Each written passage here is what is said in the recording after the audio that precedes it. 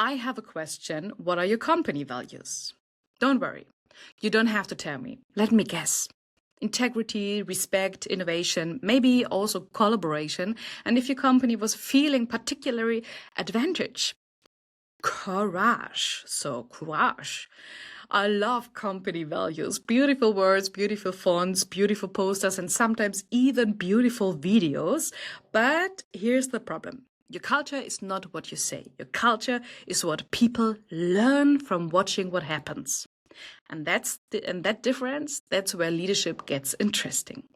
Hi, I'm Kim, and apparently I really did come back for a second YouTube videos, but with my dogs in the back, so Nala and Emma. Welcome to Power, Presence and Purpose. We talk about leadership, transformation, influence, sometimes in English, sometimes in Dinglish, so German and English in a mixture, because leadership doesn't happen in one language. And today I want to talk about culture, but not culture in the let's define our values in a 2-day offsite way. I want to talk about the culture your people actually experience. So because those two cultures are sometimes very different.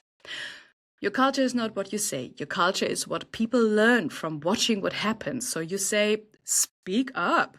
And then somebody challenges a senior leader and suddenly the career becomes interesting. You say we want innovation and punish the first failed experiment. So you say maybe mental health matters and you celebrate the person who's answering emails at midnight 24/7. So people don't learn culture from your values. They learn culture from consequences. I want to stay with that sentence. People learn culture from consequences because organizations are learning systems. People observe, they adapt, they're constantly asking questions, not necessarily consciously, right? But they are asking, what is safe here? Who gets promoted? Who gets listened to? What happens when I disagree? What happens when I fail? What behavior gets rewarded and what behavior gets punished also? And that's culture. Every organization has an invisible rule book, I call it. Nobody gives to you on your first day, like imagine HR saying, hi Kim, welcome to the company. Here's your laptop, here's your access card, and here are the 47 things we say we value, but you shouldn't absolutely not do that. No, you learn, you watch. Maybe in your first meeting, someone disagrees with the boss and the room changes. Just slightly. People look down. Someone suddenly becomes incredibly interested in the laptop and you learn. Okay, we can challenge ideas here, but not that idea and maybe not that person. And that's the invisible rule book. Every organization has an invisible rule book. The rules nobody writes down, like informal informations. Who you're allowed to challenge, which mistakes are forgiven, when you're expected to stay silent, and how late you really need to answer emails. The interesting question is not what are the company values. The interesting question is what does a new employee learn in their first 90 days? Because that's probably your real culture. And this is why I find culture so fascinating, because culture is incredibly intelligent. It adapts to power. People learn very quickly how to survive in systems. And sometimes leaders look at their teams and say, why is nobody speaking up? Well, maybe they did 3 years ago. And they remember what happened. This is something I think leaders underestimate. Organizations have memories. Teams have memories. People remember how leadership behaved when things became difficult, during restructuring, layoffs, conflicts, crises. Trust is tested when leadership becomes inconvenient. It's easy to talk about transparency when the news is good, right? My door's always open. When nobody is challenging you, leadership becomes visible under pressure. I talked about this in the first episode. We judge ourselves by our intentions. Other people experience our behavior, and that is slightly unfair. Because I know my intentions, right? But you don't.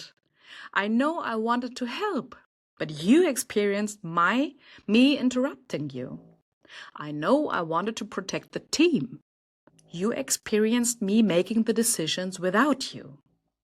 I know I was under enormous pressure and you experienced me becoming unpredictable. Both things can be true. And this is where leadership requires something I find incredibly difficult.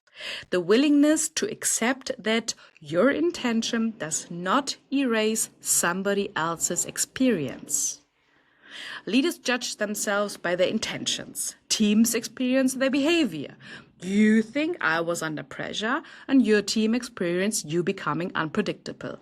You think I wanted to protect the team. They experienced you making decisions without them. Your intention matters, but your intention does not erase their experience. That's one of the hardest truths in leadership. And no, that doesn't mean leaders have to become emotionally perfect human beings, thanks God. No, because then we would be all unemployed, right? For me, leadership is awareness. Can I see my impact? Can I hear feedback without immediately defending my intention? Can I say that wasn't what I wanted to create, but I can see that this is what you experienced? That sentence requires strength, because power creates a very tempting possibility. You can explain yourself, and when you are the leader, people will often stop arguing with you. But be careful. Winning the conversation doesn't mean you kept the trust. And this is one of the reasons I talk so much about power. Power is not automatically bad. We need power, right? You need power to make decisions, allocate resources, protect teams, and change systems. But power changes the room. The moment you become someone's leader, your words become heavier. Your mood becomes information. Your silence becomes information. Your calendar becomes information. Who gets your time? Who do you interrupt? Ciao! Thank you!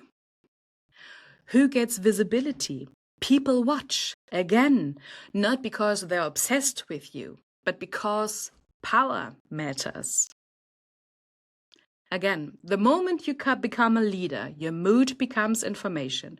Your silence becomes information, as well as your calendar and who gets your time, who do you interrupt, whose ideas get repeated. Power changes the weight of your behavior. You may still feel the same person, right? But the room no longer experiences you the same way. And I think that's a huge transition for some leaders. Internally, you still feel like you. Maybe yesterday you were part of the team and today you lead the team. Same Kim, same coffee addiction, same terrible jokes, but the system has changed. People interpret your behavior differently. And if you're not aware of that, you can accidentally create a culture you never intended to create. And now let's connect this to transformation, because companies love launching transformations with words. We are becoming more agile, more innovative, more customer-centric, more collaborative, more whatever the strategy deck says. But transformation doesn't happen when you announce a new behavior. Transformation happens when the system starts rewarding a new behavior. If you want collaboration but individual competition determines promotion, you will get competition. If you want innovation but failure damages careers, you will get risk avoidance. If you want people to speak up, but difficult people are labeled not constructive, you will get silence. People are not stupid. They respond to the system. And then leaders sometimes say, oh, people are resistant to change. Maybe. Or maybe your organization is asking them to behave one way and rewarding them for behaving another. Companies say they want transformation, but then they ask people to behave differently while rewarding exactly the same behavior as before. You want collaboration, but promote individual competition. You want innovation, but punish failure. You want people to speak up, but reward agreement. And then we say people resist change. Maybe people aren't resisting change. Maybe they are reading the system correctly. That's uncomfortable, I know. Because it means culture work is not primarily about finding better words. It's about looking at patterns, consequences, power, leadership behavior, and systems. This is why transformational leadership fascinates me, because real transformation asks something from leaders first.